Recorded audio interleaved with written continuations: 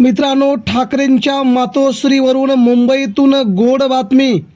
ठाकरेंच्या सामान्य शिवसैनिकांना मोठा दिलासा.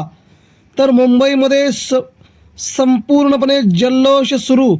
नेमकी आनंदाची बातमी आली आणि मुंबईत मित्रांनो महाराष्ट्रात ठाकरेंचं सरकार येण्याचा सगळ्यात मोठा योग. नेमकं काय घडलंय मित्रांनो? उद्धव ठाकरेंनी आपल्या आमदारांच्या जिल्हा प्रमुखांच्या बैठकीत घेतला सगळ्यात मोठा निर्णय.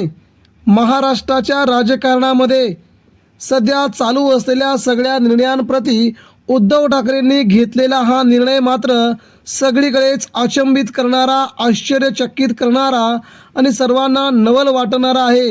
मित्रांनो, ठाकरेंच्या शिवसेनेने घेतलेल्या निर्णयाचं स्वागत सामान्य शिवसैनिक देखील आता करू लागलाय. बातमी सविस्तर बघूया. शिवसेनेने नेमका कोणता घेतला निर्णय? मुंबईत का सुरू झालाय जल्लोष?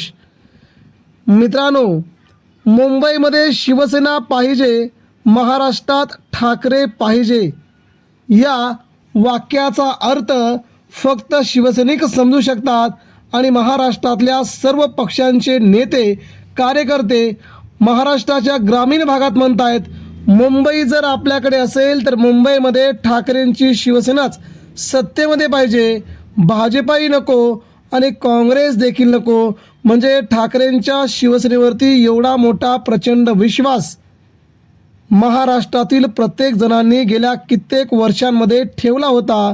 तो अबाधित ठेवणं हे ठाकरेंचं काम आहे. म्हणून उद्धव ठाकरेंनी आता घेतलेल्या निर्णयाचं प्रचंड मोठं स्वागत होत आहे.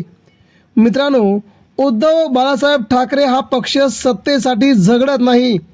संघर्षामध्ये चालत आलेली गेली 50 वर्ष उद्धव ठाकरे महाराष्ट्रामध्ये फिरतायत. परंतु आता मात्र ठाकरेंच्या निर्णयाचं स्वागत केलं जात आहे. मध्यंतरी सगळेच आमदार, सगळेच खासदार म्हणत होते की उद्धव ठाकरे महाराष्ट्रात फिरत नाहीत.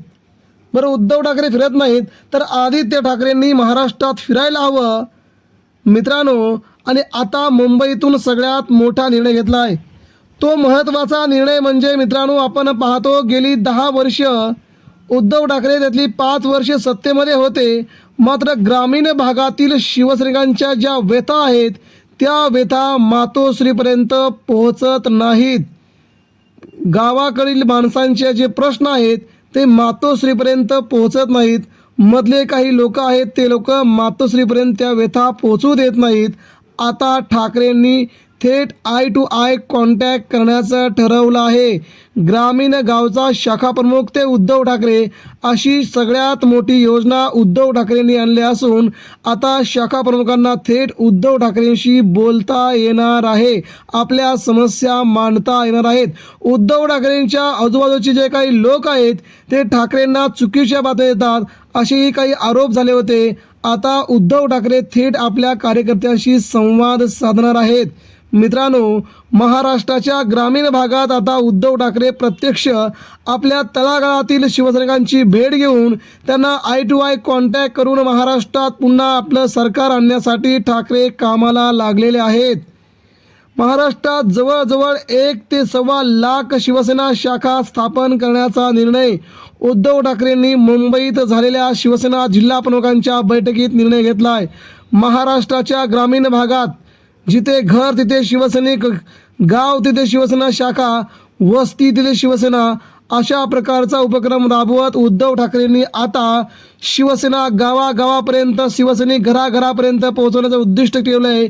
आणि याच निर्णयाचं सध्या महाराष्ट्राच्या गावागावातील तालुक्यातील सगळ्यांनी उद्धव ठाकरेंचं कौतुक केलं आहे. उद्धव ठाकरे आता महाराष्ट्राच्या प्रत्येक तालुक्यामध्ये स्वतः किंवा आदित्य ठाकरे किंवा शिवसेनेची मोठी टीम पाठवणार असून त्या भागातला दौरा करणं शक्य होत नसल्यास तिथल्या जिल्हा प्रमुखांना, संपर्क प्रमुखांना आणि मुंबईतील मोठ्या नेत्यांना नेऊन तिथे आपल्या शिवसेनेची बांधणी जोरदार करण्याचं ठरवलं आहे. म्हणजे मित्रांनो, उद्धव ठाकरेंनी पुन्हा रणशिंग फुंकले. 2029 आतापासूनच तयारी सुरू केली आहे. या एका गोष्टीमुळे मातोश्रीवरून गोड बातमी म्हणजे मित्रांनो, आता गावागाड्यांपर्यंत उद्धव ठाकरे आजारी असून देखील स्वतः फिरणार आहेत. आदित्य ठाकरे फिरणार आहेत, वरून सरदेसाई फिरणार आहेत. म्हणजेच महाराष्ट्राच्या ग्रामीण भागाला संपूर्णपणे ठाकरे जाळं करण्याचं ठरवलं आहे. मित्रांनो, ही होती आजची बातमी.